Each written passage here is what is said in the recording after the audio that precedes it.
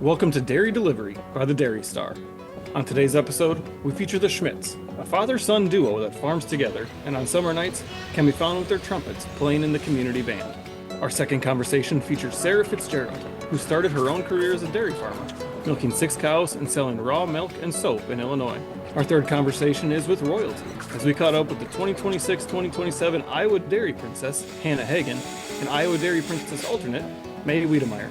We close today's episode with a conversation 40 years in the making. Reynold and Vivian Dittbenner continue the tradition of dishing out ice cream at Minnesota's Brown County Fair. This is Dairy Delivery. All dairy, all the time. What are your neighboring farm practices from sustaining the land for generations to come? What are some similarities between a farm in Wisconsin to Minnesota and across the Midwest and beyond? These are all questions you'll get answered through not only a newspaper, the Milk Break email newsletter, social media from Dairy Star, but now a podcast, The Dairy Delivery. Our reporters are on the farm hearing stories, asking questions, and bringing you the conversations. Now can be heard all right here on Dairy Delivery, found on Apple Podcasts and Spotify.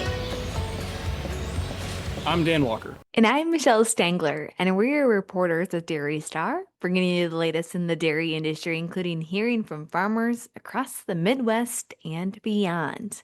Well, Dan, we are over halfway into August. Can't believe it's getting into that fall season, but the weather still is pretty warm out there. A little bit, yeah. It's kind of, I'm waiting for it to turn completely though. It's weird whatever season you're in, you always get the feeling you want to be the next one. Like right now we're in summer and I'm ready to break out my hoodies and get back to, wearing a little bit more layer with it. And then every time it gets to be December, I'm like, I just need 80 and sun and it'll be happy again. Well, I think about just the change of weather. You always like, oh, okay, is it warm, too cold, raining? Beyond the point, the harvest season is going to be here soon underway with corn silage season coming up alongside continuing to make hay. Some farmers are on that 4th crop. Maybe they'll get into that 5th crop. Yeah, for sure. I've heard it from people kind of around our readership areas. We continue to catch up with everybody just where they are at different stages right now. I know, say the weather that we've had this year has been great for growing. Obviously, if it could have been a little bit more consistent, I think some other people would have appreciated that and kind of the spurts it's gone in. But yeah, saw some corn silage being made, and one of my memories of growing up on the farm during harvest season was, getting done with football practice and having to come home and help cover the pile and throw tires and trying to throw them as far as I could, but then having my older brother make fun of me because I couldn't throw him as far as he could, and that's just kind of always the tradition. He always had to one up me a little bit. It's certainly a workout, but it makes us think too of some fall sports that are happening and how to juggle school on top of it with chores that we have at home. So certainly, we love sharing and hearing and reflecting on those stories, whether it's in our newspaper or personal memories, always a joy. But Dan, let's get into today's episode. Our first conversation today features father and son Jeff and Steve Schmidt from Dan Walker in Wisconsin. The Schmidts operate Windy Hill Dairy in Fort Atkinson, Iowa. After navigating a farm transition, you can find them at the Community Center Park in Fort Atkinson on Wednesday nights in the summer, playing their trumpets in the community band. So you grew up here. What's it been like? Did you go off to school anywhere else? I went to NICC for school, and then I worked amongst a couple dairy farms. Okay. Actually, the neighboring dairy farm, which was the original Schmidt farm. I worked there as a herd manager for about 7 years for building the barn. Is it that long? Yeah, I think so. What'd you learn over there? I did pretty much everything. Yeah. What was it like coming back here? I was here all along. It just not time. Yeah. Trying to convince the old man that we need to modernize. If you want me to stay here and farm, we're not going to milk 50 cows in a stanchion barn. Okay. Yep. Okay. Basically. Yeah, and I that guess sounds about- it eventually got through to me. Seemed to hear Kicking and screaming. Needed to hear it a couple hundred times, right? Yeah. But it was kind of scary at 58 to sign a huge loan to do this. Yeah, I'm sure. So then, what was the process like of the ownership transition? Kind of how you guys kind of worked through that? Because when did you buy it? A couple years ago? 22. 22? Well, I bought, what was it, 50% on December 31st. Well, basically, this was, our partnership together was only formed in 2016. Yep. And then by, how many years later, he was starting to buy me back out of it. Okay. Which is kind of unusual, but, Mm-hmm. then first started with buying the cows. How's the dynamic of your guys' working relationship changed over the last 5 years? I'd say there's a lot of, most days we're working in kind of in separate sections. It's almost rare that we work together on a project. I don't know why. Yeah. Maybe yeah. it's for the better. I Yeah. don't know. We can sometimes get on each other's nerves. Oh, yeah. That's the nature of working with anybody. But it seems Yeah. like Dad is more in charge of the calves, and Dad always does the books. That was Yeah. one thing he was passionate about that he wanted to keep doing. And I don't know when you'd have time for it either. Yeah, which I'm like, okay. Well, Well, we have several high school kids here, and I guess I work almost like an equal to them, and I mean I don't know, it's just like he's on the management level, I'm on the labor level, and Yeah. I mean I don't mind it. I don't have to make a lot of decisions. Is that tougher or is that easier? It might be easier. It might be easier now? Yeah. Okay. I don't Was know. it, well, how was that right away? Was it like, we would discuss everything Yeah. before we made a huge. Well, Okay. now he's totally in charge, so for the most part, I let him make the decisions. Here and there, he'll say, "Well, what do you really think?" And then, okay, Yeah, you might regret asking me, but Yeah, on big decisions, like, say, doing some contracting or a large purchase or something, I will usually consult Dad. Yeah. on his. Yep. what's that band? Do you play in it as well? yeah, we both do. Okay. Yeah. All right, what's the band called? Well, they just call it the community band. Community I think so. Yeah. Okay. I mean, it kind of involves Fort Protivin Fort and Atkins, Spillville. Protivin, Spillville, but yet there's people from Decorah, from Waverly. Okay. Fredericksburg, Sumner, from all over that come to it. I mean, it's been in existence, they say, for over 100 years. And yeah, Wednesday nights we play a concert here in Fort Atkinson during the summer. Okay. And we play in Protivin for a couple events and play in Spillville for a couple events. And Okay. it's kind of cool. I did it straight out of high school because I had a friend that I played that was in high school band with me, and he started playing. He convinced me to play. So I played, and then when these boys were born, they'd come up and they'd sit by me and everything. Next time they were playing for real, and it's my other boy, the one that isn't farming, he's playing in the band with us. He And plays it's trombone just, where it's just me and kinda Dad cool. play trumpet. Like you It's said, just fun. I mean, we laugh and joke and clown around. Everybody enjoys it. You'd be surprised the people it draws in the area. We have people that are just visiting that used to live here or this and that. They're home and they got a horn. They'll join us for a week and things like that. You see a lot of that. We had some the other day. She was home and she was getting married the next week. She sat next to me and played trumpet that night. She got married on Saturday. Since 1999, Dairy Star has been hearing farmer stories and sharing through the medium of newspapers. Now you can expect the same information on dairystar.com, the Milk Break newsletter, and the Dairy Delivery, a podcast adding more conversations from your paper to a brand new audio format. It was a fun story to talk to them about that kind of outlet they have outside of the farm and something to get them off the farm and talk with other people and do some more things for that extra camaraderie. And it was really cool to hear their story of farm transition and, like I said, them continuing to play in the band together and work together every day. And you can read that story on dairystar.com under the headline Sound the Trumpets. Our second conversation today takes us to Belvedere, Illinois with Sarah Fitzgerald from one of our Wisconsin and Illinois reporters, Stacy Smart. Sarah's career in dairy took a detour as her family needed to sell the cows, but the dream of dairying never left her mind. Now, Sarah milks 6 cows on the farm that her family spent years restoring, selling raw milk and making bars of soap. Sarah, can you tell me about your setup to sell raw milk in Illinois and where your customers come from? Yes, so we have been working on remodeling our barn for a few years. We always had in mind that someday we would possibly sell raw milk. Our milk house was completely gutted and we started from scratch to rebuild it. Since we previously milked cows, we had ideas of what we would need to do to make sure a milk inspector would approve of what we did. We did the walls with white PVC paneling so that we would never have to paint them. It'd be easy to clean. We worked with Tri-County Dairy Supply to make sure all of the equipment that was getting installed was installed properly, since they had customers already permitted to sell raw milk in Illinois. Once the remodeling was completed, we started the process and the paperwork to get our raw milk permit. We knew cleanliness was going to be our top priority when dealing with raw milk. The proper equipment for cleaning was also going to be important, so we could sell a high quality product. We have customers that are local and they only buy 1 gallon at a time, but we also have customers that drive from the suburbs. We have customers that get 40 gallons at a time, and they make yogurt, cheese, and other dairy products for their families. They enjoy coming to our farm to see the cows, calves, and cats, and they enjoy interacting with the cows that produce the quality milk that they consume. So when you say suburbs, you're referring to Chicago, right? You have people coming that far?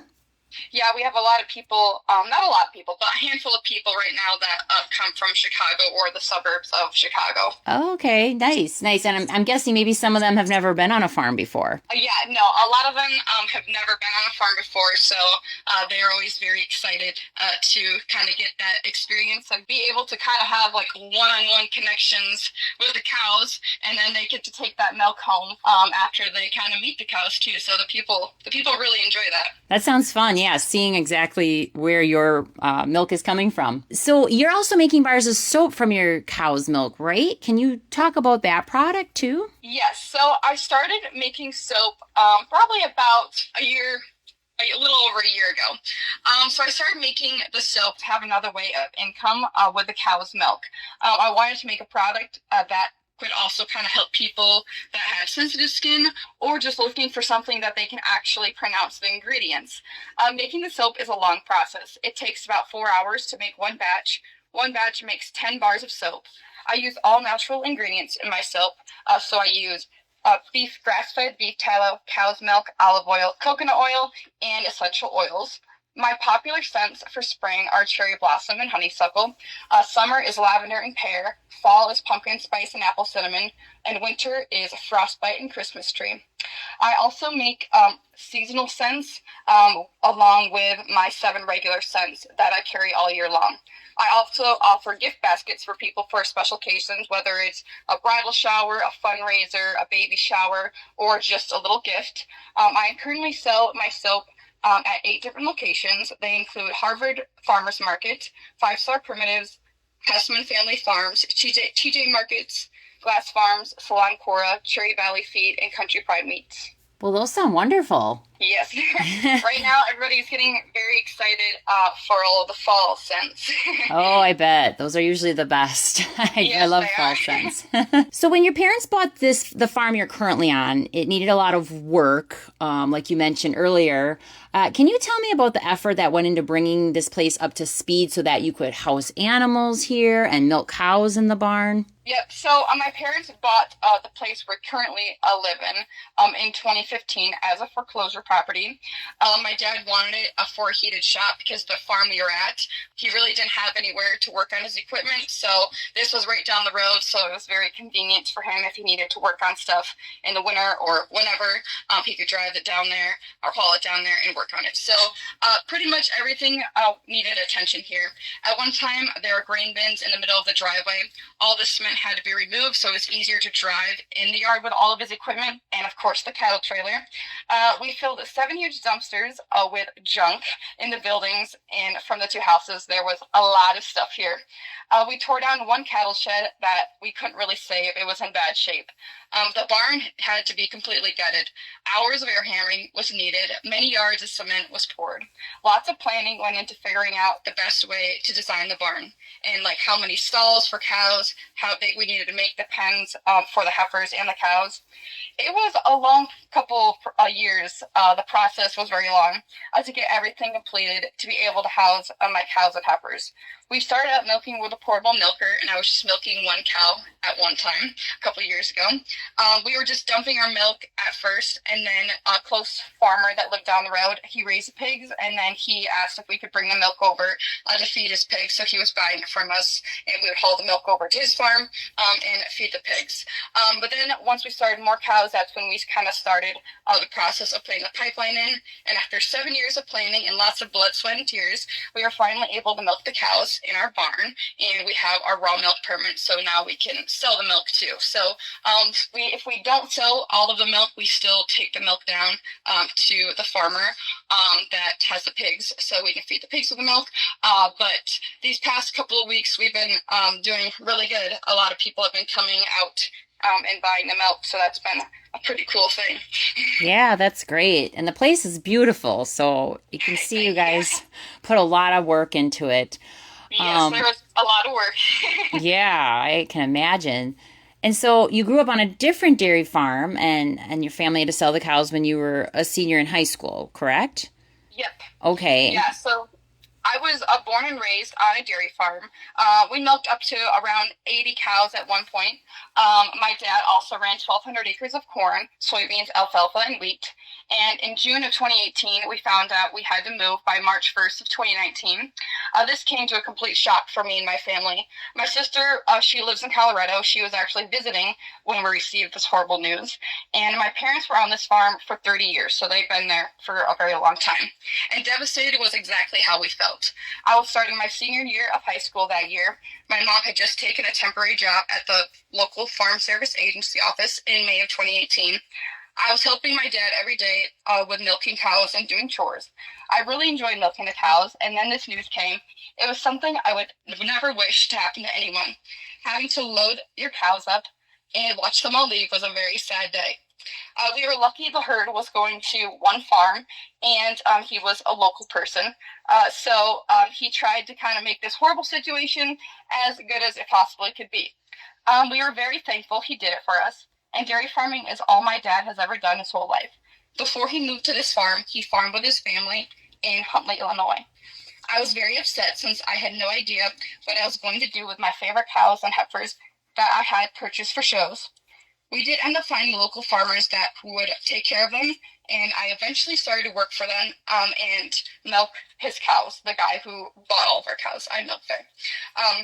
He did let me keep some of them in my name so I could still show them, and I was able to find other farms to help me house my heifers and show cows while we worked on getting our new place able to milk cows and house all of our heifers. We know farmers love the Dairy Star, but with the hustle of today's society, we wanted to bring you a new way to hear our stories. That's why we created the Dairy Delivery, a podcast from the Dairy Star.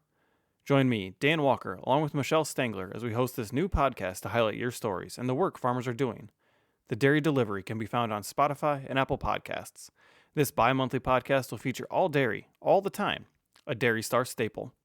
You can read Fitzgerald's full story on dairystar.com under the headline The Fitzgerald Farm Reimagined. Well, this year's Iowa Dairy Princess was crowned at the Iowa State Fair. Certainly some state fairs still going on. The Minnesota State Fair here is upcoming, and we're looking forward to see who will be crowned the next Princess K of the Milky Way. Well, for this year, representing the Iowa dairy community, it will be Hannah Hagen, who was named the 2026 through 2027 Iowa Dairy Princess, with May Wiedemeyer named the Iowa Dairy Princess alternate during an intensive 36-hour competition. I had the chance to catch up with both these individuals as they discuss what it means to represent the state's dairy community. So, Hannah, why don't you first talk a little bit about yourself and your connection to the dairy industry? So I have always grown up on a dairy farm. I've been surrounded by dairy my entire life. It started off with me just helping my dad with calf chores, and it grew into something so much more. Now I'm like managing the farm with my dad, and it's such a great opportunity, and I absolutely love it. And with that, like, I've grown such a passion for the dairy industry. So then that's like leaked into my education and my school life and my path for college too. I'm planning on going for animal science at Iowa State with a focus of dairy. And yeah, just like my goal has been to always be like involved in the dairy industry, and just trying to be the advocate that I want to be. So it's great. I have a large family. I have 4 siblings, and all of them are involved in the farm. We milk around 100 cows right now, so we're trying to stay busy and we're growing too. So lots of things are changing, but I'm so excited for the future. Now, this year you'll have the opportunity to kind of represent the Iowa dairy industry. Like, what got you excited to potentially be named and to do this opportunity? So I got really excited because, I mean, originally this year I also was crowned my county dairy princess. And with that, I mean, it was something I hadn't really done before. I've always been passionate about the dairy industry, but getting to step into that leadership role on a county level really just absolutely blew it out of the water. Like, I just completely fell in love with it and that role as a leader in just my county. And it kind of inspired me to try to go for it at the state level. I'm excited, and I already know there's so many opportunities to advocate for the industry, whether it's school visits or community events. Like, all of it is something I'm passionate about. I love speaking, I love talking to people, I love making those connections, and I already know that is something that a dairy princess would and should do. So I'm so excited to fill my duties by doing that. Why do you have such a passion for the dairy industry? For me, I think that passion has kind of been something that's always been, but it's really from like being a dairy farmer myself and watching that and my father and my uncle, like how they absolutely love what they do and they want to keep doing it for years and years to come. I love the producers behind it, how it's always a family producing the milk that we buy on the shelves and that we love. That's what I love about the dairy industry, and that's kind of what I fell in love with. And then regarding like leadership opportunities through it, getting to talk to people, make those connections with not only producers but consumers, like advocating for the farmers that produce the milk and educating the consumers that buy the milk that keep it going. So, May, first, why don't you tell us a little bit about yourself and your connection to the dairy industry? I grew up on my family's dairy farm near Maynard, Iowa, with my parents and 3 younger brothers. I just graduated from Watts Valley High School, where I was involved in a lot of activities, including FFA, musical, and choir. In the fall, I'm super excited to be a cyclone and attend Iowa State University to study agriculture communications. And overall, that's just a little bit about me. I assume you had some speeches and you talked to, perhaps, I'm not sure if you call it judges or panel, but when you were communicating your story, like, hey, this is, part of my dairy connection, were you mentioning that your farm was grass fed, and were you getting questions? Did you have any speech topics? I did mention that our farm is organic and that we have organic cows. I didn't really dive in too much to the grass fed. It's one of the things that I'm not super confident in talking about, but as long that we've been on the grass truck, I've learned more about how it impacts the cows' diets, lifestyle, just different things like that. But in my speech, I did talk about some different sustainability practices. So I talked about how silvopasture, which is incorporating trees into your pastures. I talked about cover crops, so protecting the soil when after maybe say a cash crop is grown. And then I also talked about virtual fencing, which is another exciting thing that we have on our farm. So sustainability, I know that's a word that's often talked about in consumer language and now dairy language, is to tell what does sustainability look like on the farm. Tell me more about what sustainability means to you and why you think it's important to communicate. Sustainability to me means ensuring that dairy farms can thrive for generations to come.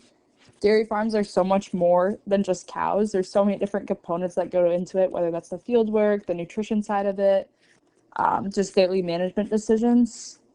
And to me, as a young woman or young agriculturalist especially, it's important that we're thinking about the future.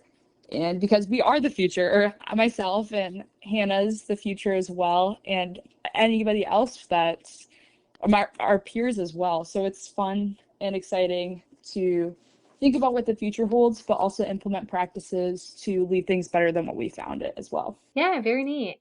Well, why do you want to stay connected to dairy and agriculture? What makes it special for you? To me, it's my lifestyle. It's my family. Not many professions can say that they wake up in the morning from 5:30 and then work till 7:30 or 8 p.m. And it's a lifestyle. It can be challenging at times, but the community is so close knit because everybody sees the same challenges. Everybody, you can have people to celebrate your successes with. And to me, that's why I desire to stay connected, is the people. And when they are extremely hardworking as well. And I want to model the people in the industry that have been role models to me and continue to see the industry succeed as well. Read more about the Iowa Dairy Princess competition under the headline Iowa Dairy Princess Crowned, Soon to be College Roommates on dairystar.com. Our final conversation features Reynold and Vivian Dittbenner, who have been asking visitors to the Brown County Fair in Minnesota exactly what kind and what size of ice cream they want, and have delivered from one of our Minnesota reporters, Madison Schuler. For the past 40 years, the Dittbenners have manned the food truck that's become the staple at the county fair. Brown County Fair itself with the kids and stuff, I'm thinking, okay, Daryl was born in 71, so about 10 years later, since the 82, 83 is when she was in 4-H. In 1990, she became Region, I think it was 9 at that time, Dairy Princess, and she was actually managing the malt wagon, which was in the building right here.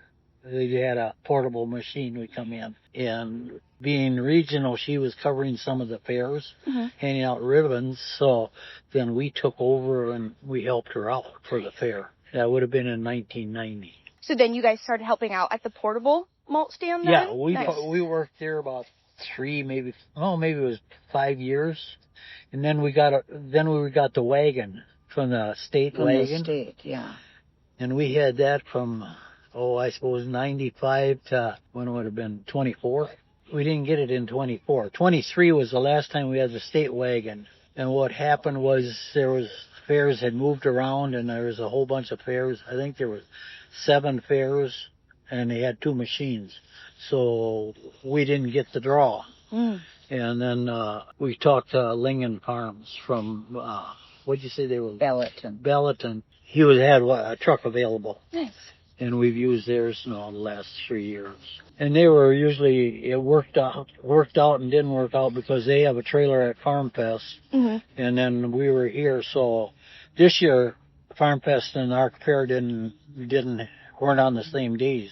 Otherwise, normally speaking, that they run back to back on the same time. So it was a little easier and harder because he had the materials up at the fair and then he'd come down here if we needed up at Farm Fest, yeah. And so what made you guys want to help with the malt stand, with making ice cream in the first place?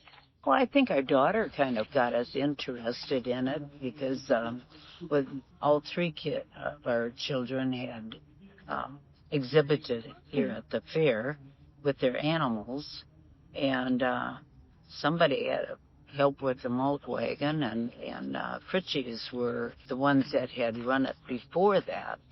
And then we always had the 4-H kids helping with serving the malts and stuff in the back of the food stand. And I don't know, when we got the trailer, it was just so nice because everything was contained in this trailer. And you didn't have to go running for anything. You had the sink and everything in there. And as long as you brought in your product and served it, then we could do it on our own.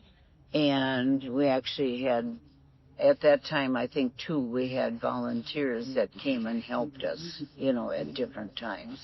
Because we needed to go home and milk cows in between. So then we had others that would come and help us, when we were gone. So I don't know, it's just a thing that kind of grew on us. We looked forward to it every year, and now it's to the point where we get backaches, and you're not standing on something that is nice and soft, inside. So it's, and we've been asking other dairy farmers to come in and help. Nice. To contribute some hours to running the stands. So. And so then over the years, I know you mentioned that everything has kind of changed. You went from the 4-H stand to the wagon to the trailer. What else has maybe kind of evolved or, have you learned over the years then? people love our product. That's consistent. Yeah. Yep. And going back a little bit further, how did we get started? Actually, dairy farmers are. It's a different it's a lifestyle more than it is a farming deal, because the dairy farm doesn't do anything. You got a set schedule. You're either doing chores at 6 in the morning, 6 at night, or 7, or whatever you start, and that's you're there. That's a 365 or 66 day job. And here you met dairy farmers that were in the same position, same job, knowing that they had this was their schedule and this is where they fit in. And it was more of a family, even though it was a county, it was more of a family type of thing. The whole county was a family. I think that was in the early 90s when I was a little more involved in the state association, and there was like 9,300 registered dairy farms. In Minnesota, and I think the last I heard is right over 1,000 to 1,100. Wow. So that has changed the numbers. The number of cows hasn't changed, but the number of registered dairy farms has changed. So it's a different way of life. So you didn't take Saturday night off and go. You know, you had your job that you knew you had to be up on Sunday morning to get it done. I think that was part of it. And the groups and the people we've had hired have all been excellent to work with. And I mean, most of them are county people. Yeah. A lot of them are previous dairy farmers, so they understood and they knew exactly what we were selling. And it's growing maybe we've been here too long, but I mean, there's always people that are willing to stop and talk to you. Yeah. It's a different type of relationship. Right. You know, Right. Yeah. We've lost a lot of our friends because of age, because they quit dairying, but yet they're still friends. They still come to the fair to get a malt or watch the dairy show, or be involved. Read the story of Reynolds and Vivian Dittbenner on dairystar.com, looking for the headline, 4 Decades of Serving Shakes. Well, Dan, we have these stories and many more stories ready for you in the next issue of the Dairy Star. This issue's Our Side of the Fence takes a look at interns from across the readership area. We spoke with them about what they've learned during their summer internship and how it helps prepare them for life after school. Certainly reflecting on myself personally and my peers, seeing internships really have that aha moment and some things you don't want to do is really special. And so it's always cool to see what's the future of agriculture will look like with our college students and these internships. Yeah, and so getting that work experience and figuring out a little bit more of the behind the scenes is really something that can pay off for you. And I know for me, one of the internships I did kind of led to a career I didn't even know was a possibility until I interned and then kind of found that other avenues. There's a lot of doors that can open. Another story in this issue features the Giese family in Edgar, Wisconsin. Wayne and Samantha Giese will open their barn doors on September 12th as they host the Wisconsin Hosting Association's state picnic. The event marks the centennial celebration for the Marathon County Holstein breeders, but also celebrates a new barn, one 3 years removed from a barn fire in August of 2023. We have a couple award winners in this issue. We have one story with Jim and Janet Cappers of Spring Valley, Minnesota, who were named the 2026 Fillmore County Farm Family of the Year. We also spoke with Meg Studeman, who was named the 2026 Minnesota Farm Fest Woman Farmer of the Year. Always great when we get take time to recognize those people who have won some awards. And another story in this issue spotlights Keith and Rhonda Rock. The Rocks operate Our Farm and Our Farm Truck, working side by side in the barn and hauling milk for other farmers every other day. Find more stories in next week's Dairy Star newspaper, then come back to the Dairy Delivery on Spotify, Apple Podcasts, or wherever you listen to podcasts to hear more of those stories. Rate and subscribe, and if you or someone you know is interested in being featured in the Dairy Star or on Dairy Delivery, reach out to us at dairydelivery@dairystar.com so we can continue sharing all dairy all the time.